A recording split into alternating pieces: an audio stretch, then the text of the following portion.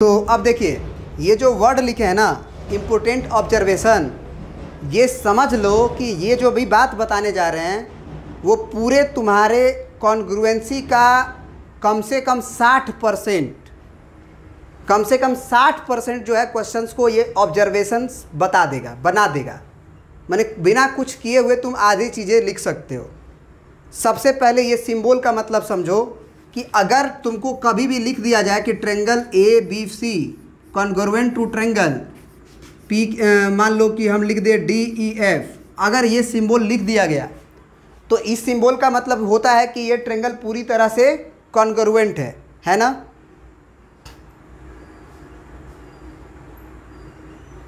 बोलो, अब ये पूरी तरह से कॉन्ग्रुएंट है ना, तो यहाँ से बहुत ऑब्जर्वेशन जो है कुछ हम निकाल के बताएंगे तुम्हें, जो क्वेश्चन बनाते समय बहुत महत्वपूर्ण पॉइंट्स हो जाएंगे तुम्हारे लिए।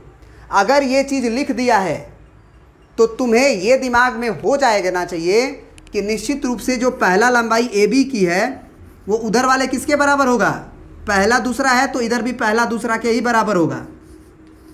मतलब इसको 1 कर दो, 2 कर दो, 3 कर दो, इसको 1 कर दो, 2 कर दो, 3 कर दो, तो ए बी 1 2 पे है, इधर भी 1 2 पे डी ई है, निश्चित रूप से A B he D E के बराबर होगा।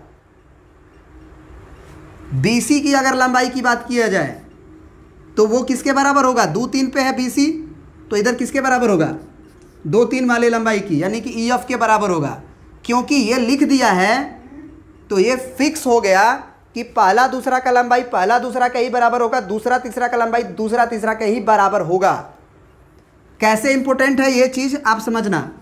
AC की लंबाई पहला तीसरा अगर लिखे हैं तो उधर क्या लिखेंगे, किसके बराबर होगा वो AC, भैया बोलोगे, DF के लंबाई की बराबर होगी। समझ रहे हो बात को। तो ये चीज़ आपको समझना ज़रूरी था। दूसरा चीज़ कि अगर हम तुमसे बोले कि एंगल C किसके इक्वल होगा, एंगल C किसके इक्वल होगा, तो एंगल C को देखो कितना नंबर पोजीशन पे है, इधर 3 नंबर पोजीशन पे, तो उधर 3 नंबर पोजीशन वाला F है तो एंगल F के बराबर होगा। एंगल A के बराबर क्या होगा, पहला नंबर पोजीशन पे, तो एंगल D के बराबर होगा। एंगल B किसके बराबर होगा, दूसरा नंबर पे, इधर उधर भी दूसरा नंबर देखो, एंगल E के बराबर होगा। इसका मतलब अगर तुम्हें कभी भी प्रूफ करने के लिए दे दिया जाए कि ये ट्रेंगल कॉन्ग्रुएंट है, प्रूफ करो, तो तुम अपने दिमाग में बिठा लेना कि तुम्हें क्या करना है। 2 ट्रेंगल को कॉन्ग्रुएंट प्रूफ करना है तो अगर ये सोचोगे ना, देखो ये अगर सोचोगे कि हमको दोनों में का तीनों का लंबाई तीनों के बराबर करना है, तो भैया किसका किसके बराबर करना है। ये तो ज़रूरी नहीं ना है कि AB का लंबाई उधर DF के बराबर हो जाए, कोई कॉरस्पॉन्डिंग ही ना बराबर होगा। जैसे हम बोलेंगे कि 2 सेंटीमीटर वाला के बराबर है, मतलब AB की लंबाई PQ के बराबर है, तो उधर वाला से बराबर तो करना है, लेकिन किससे बराबर करना है अगर ये पता चल जाए तो हमारा दिमाग फोकस्ड होगा केवल उस पर कि हम किसको किससे बराबर करें, हम AB को किससे बराबर उधर करें, हम AB को किससे उधर बराबर करें। पता चल रहा है कि नहीं चल रहा है। अगर ये इंफॉर्मेशन का मतलब समझ गए तो मतलब आधा क्वेश्चन आपका सॉल्व हो गया कि करना क्या है, आपको पता चल जाएगा कि आपको AB की लंबाई PQ के बराबर करना है, और बताओ AC की लंबाई किसके बराबर प्रूफ करना होगा, QR के, क्योंकि वो 4 सेंटीमीटर तो वो भी 4 सेंटीमीटर है। कुछ इन्फॉर्मेशन के हिसाब से हम लोग करेंगे कि कैसे बराबर है, ज्योमेट्री लगा वगा के। फिर अगर हम बोले कि 5 सेंटीमीटर लेंथ किसके बराबर है, PR के बराबर है, तो निश्चित रूप से ये ऑब्जर्वेशन से हम ये कंक्लूजन निकालते हैं कि पहला दूसरा की लंबाई पहला दूसरा के बराबर, दूसरा तीसरा की लंबाई दूसरा तीसरा के बराबर, पहला तीसरा की लंबाई पहला तीसरा के बराबर, साथ ही साथ दूसरा पोजीशन पे जो एंगल बन रहा है वो दूसरे पोजीशन के एंगल के बराबर। तो ये तो मान लो ये इन्फॉर्मेशन दिया रहेगा, अगर मान लो तो ये चीज़ें हम लोग निकाल सकते हैं किस चीज़ से, CPCT से। अब एक वर्ड आया है CPCT, इसका क्या मतलब होता है इसको ज़रा समझते हैं।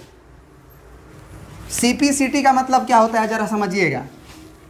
CPCT का मतलब होता है कॉरस्पॉन्डिंग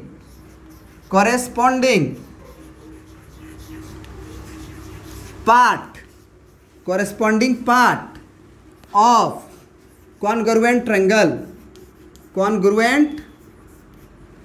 कॉन्ग्रुएंट ट्रायंगल। मतलब क्या है इसका? TRIANGLE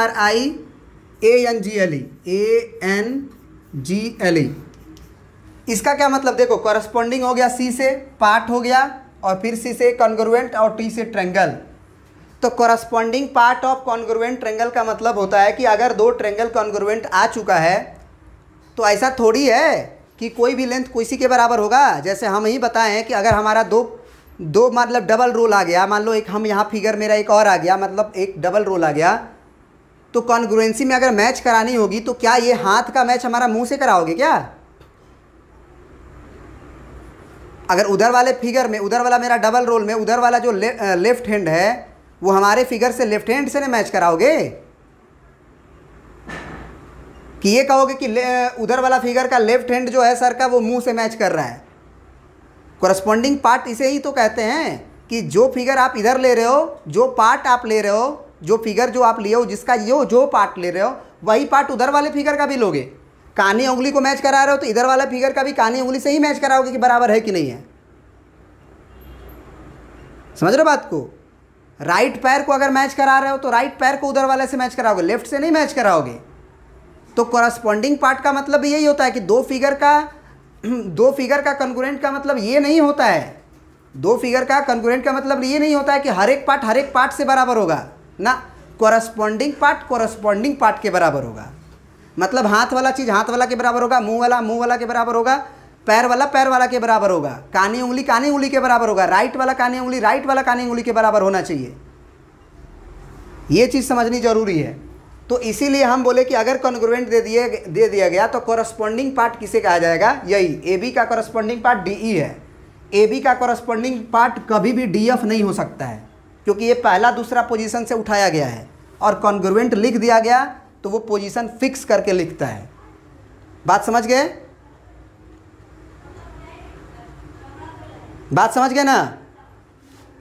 तो अब इस फिगर में आप हमें लिख के बताओ कि ये ट्रायंगल वो ट्रायंगल तो कॉन्ग्रुएंट तुम्हें नज़र आ रहा है, तो तुम्हें ये नोटेशन बताना है कि ABC इधर है और उधर PQR है। तो कॉन्ग्रुएंटी लिखते समय आप इस बात का ध्यान दोगे ना कि कौन किससे सेट हो रहा है, उस पर ज़रा फोकस करके आप लिख के बताओ ज़रा, फिर हम लिखते हैं आपको।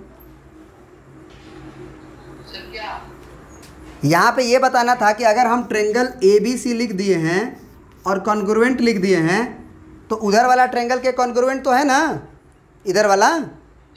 लेकिन नोटेशन लिखते समय ये तो पक्की बात है कि AB की जो लंबाई होगा उधर सबके तो बराबर होगा नहीं। ऐसा तो जरूर नहीं कि AB जो है वो PR के भी बराबर होगा, PQ के भी बराबर होगा और RQ के भी बराबर होगा। तो आखिर AB के जगह पे हम क्या लिखें? PRQ लिखें। चलो लिख के दिखाते हैं गलती क्या हो रही है। PRQ लिख दिए ना, तो इसका मतलब ये तुम यहाँ से ये कंक्लूजन निकाला जाएगा कि जो पहला दूसरा पोजीशन पे नंबर है और इधर का पहला दूसरा पोजीशन पे नंबर है वो बराबर होगा। क्या ये बात सही लग रहा है तुम्हें देखने से? AB की लंबाई 2 सेंटीमीटर दी गई है और PR की लंबाई 5 सेंटीमीटर दी गई है। क्या ये सही है? मतलब ये लिखा हुआ गलत है। कॉन्ग्रुएंट है, दोनों ट्रायंगल कॉन्ग्रुएंट है, लेकिन ये नोटेशन गलत है।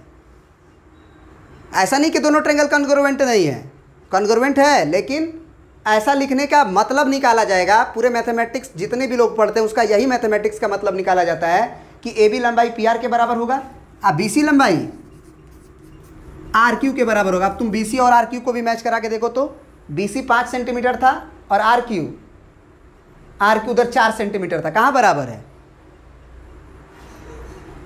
तो ये गलत लिखे हो।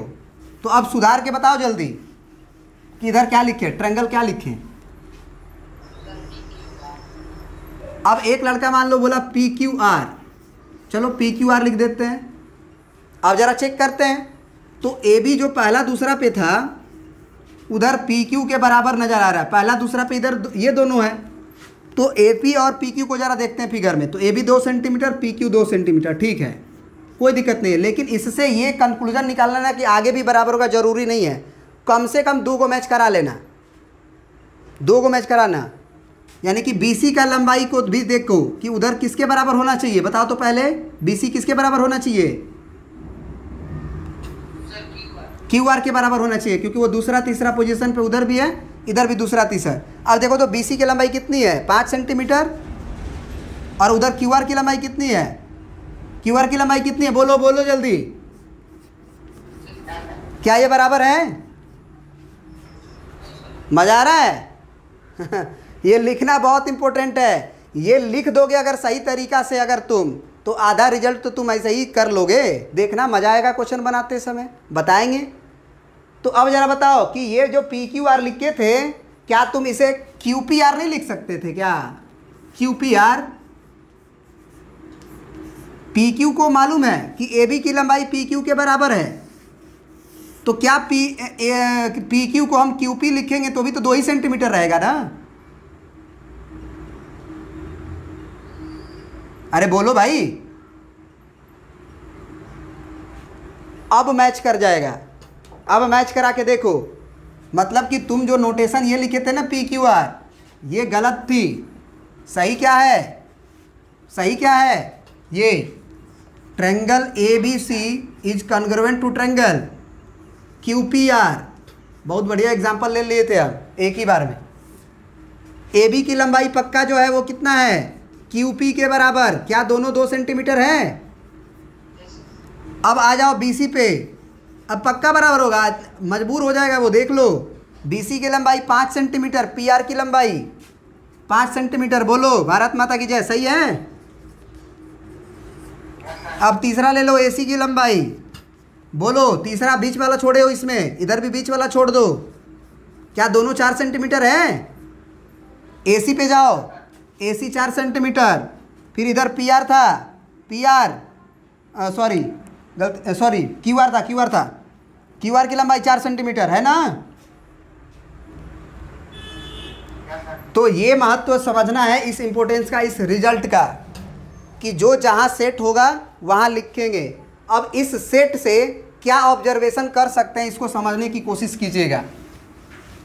अगर आपने ये सही लिख लिया, अगर आपने ये सही लिख लिया, तो आप निश्चित रूप से एंगल के भी बारे में कह सकते हैं कि एंगल जो ए बनेगा वो किसके बराबर होगा? एंगल क्यू के, एंगल क्यू के बराबर होगा। पहला एंगल के, एंगल बी किसके बराबर होगा? एंगल पी के। दूसरा एंगल के, और एंगल सी किसके बराबर होगा? इसी पे ज़्यादा फोकस कर रहे हैं, काहे कि यही क्वेश्चन बनाते समय यूज होता है ज़्यादा से ज़्यादा। अब ए क्यू है तो ए और क्यू पे ज़रा टिक करो। ये एंगल है ए और ये एंगल है क्यू, यानी कि इस वाला ये वाला एंगल बराबर है। एंगल बी इधर वाला डबल लाइन कर दो, एंगल पी के बराबर है, एंगल पी पे डबल लाइन कर दो। एंगल सी पे 3 लाइन कर दो, और ये आर के बराबर है तो इस एंगल पे आर कर दो, 3 लाइन। बात समझ में आई? अरे बोलो। तो ज़रा सोचो कि इस फिगर को हम ऐसे पलट दें, ये ऐसे है ना, ऐसे है ना, इसको ऐसे पलट दें, ऐसे ऐसे, तो ज़रा बताओ कि 5 सेंटीमीटर ऊपर जाएगा? 4 सेंटीमीटर नीचे आएगा ऐसे होगा तो? इसको थोड़ा सा ऐसे घुमा दें और इस पे रख दे तो नहीं रखा जाएगा? क्योंकि थोड़ा सा ऐसे करे और थोड़ा सा ऐसे कर लिए, अब ऐसे रखेंगे तो 5 पे मैच करेगा, 4 नीचे चला गया 4 पे मैच करेगा, 2 को थोड़ा सा घुमाए ही है, 2 पे मैच कर जाएगा। एंगल सी 3 लाइन के बराबर, 2 वाला से मैच करेगा, 1 वाला 1 से मैच करेगा, सुपर पोज कर लिया। इसीलिए तो डेफिनेशन में लिखवाया गया कि एक फिगर को उठाइए और एक फिगर को उठाने के बाद आप कुछ इस तरह से उसको सुपरपोज करने का कोशिश कीजिए, ताकि थोड़ा सा एडजस्ट करने के बाद वो दूसरे फिगर को पूरी तरह से एग्जैक्टली कवर अप कर ले। और इसको अगर आप नोटेशन को लिखने सीख गए तो नोटेशन से हम एंगल को भी बराबर कर सकते हैं कॉरस्पॉन्डिंग सीपीसीटी से। सीपीसीटी के बारे में बता चुके हैं। Corresponding part of congruent triangle, 2 triangle congruent हो गया, 2 फिगर अगर बराबर हो गया तो कॉरस्पॉन्डिंग पार्ट के बराबर होगा। ये नहीं होगा कि 2 सेंटीमीटर इधर वाला लेंथ तो उधर वाला 5 सेंटीमीटर के बराबर होगा, कभी नहीं हो सकता है। तो कंपेयर करते समय भी इस बात का ध्यान रखिएगा कि जो सबसे छोटा लेंथ है अगर हमको बराबर करना है तो उसमें सबसे छोटे लेंथ से कंपेयर करेंगे, सबसे बड़े लेंथ का कंपेयर सबसे बड़े लेंथ से करेंगे। समझ रहे बात को ना। ये क्वेश्चन बनाते समय और भी मज़ा आएगा, उस समय इस पर अगर समय दे दिए हो तो वहाँ पे आसान हो जाएगा। तो आज हम इतना ही रखेंगे। अगले क्लास में हम लोग पढ़ेंगे criteria for congruency of triangle, माने दो ट्रायंगल के कॉन्ग्रुएंट होने के लिए शर्त क्या क्या होगा। कॉन्ग्रुएंट हो जाएगा तब तो बात ही ख़त्म हो गई, लेकिन अगर कॉन्ग्रुएंट होना है, दोनों को एक दूसरे को बराबर होना है, तो भैया क्या क्या कंडीशन होगा, इसके बारे में हम अगले क्लास में पढ़ेंगे। Thank you.